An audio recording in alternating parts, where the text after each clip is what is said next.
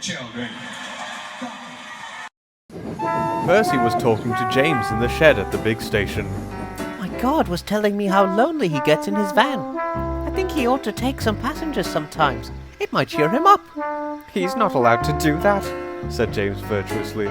It's against the regulations. Guards are important, and passengers might distract them, so that they couldn't look after the train properly. Oh dear, Said Percy. Yes, I suppose they might. They do it on the Midland, put in Gordon. Someone told me about it when I went to Carlisle with that special. But they don't do it on the other railway.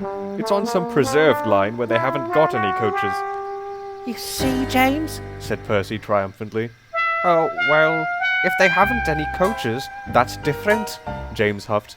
I'm sure the Fat Controller wouldn't approve, though. Pooh! Replied Percy cheekily. Little you know.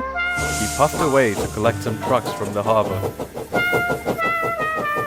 Meanwhile, on the branch line, some passengers got out of Henrietta at the station by the airfield. They all went through the ticket barrier, except for two, a man and a woman.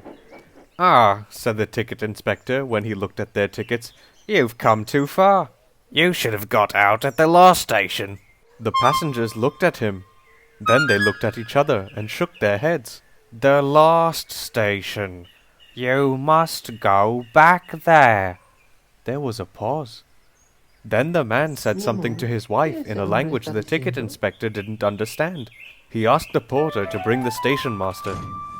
A short time later, Percy came chuntering happily along the branch line with his train of trucks from the harbour.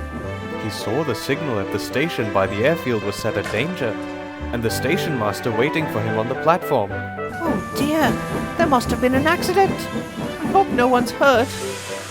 I'm giving the guard these two passengers to travel in his van, he told Percy.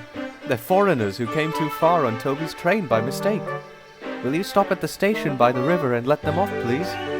Percy was confused. Passengers? But this is a goods train. That's right, Percy, said the station master.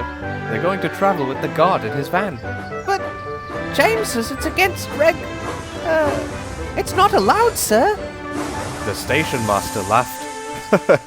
James is right, Percy, but I don't think James or the Fat Controller would mind us helping two foreign visitors on our island who can't understand our language, do you? That made it all right, of course. The guard saw that his visitors were as comfortable as he could make them in his van, and when, a few minutes later, they reached the station they wanted, they came to the front of the train to see Percy. They nodded and smiled and shook hands with the driver and fireman. Then the guard showed them to a taxi, which was waiting to take them on the rest of their journey. A few weeks later, a parcel arrived with brightly coloured foreign stamps on the wrapping. Inside were warm new scarves and gloves for Percy's driver, fireman and guard, and a letter addressed to the Fat Controller, saying how splendid his railway was. Percy was proud, but he didn't tell James. It might make him jealous, He said to himself. and that would never do.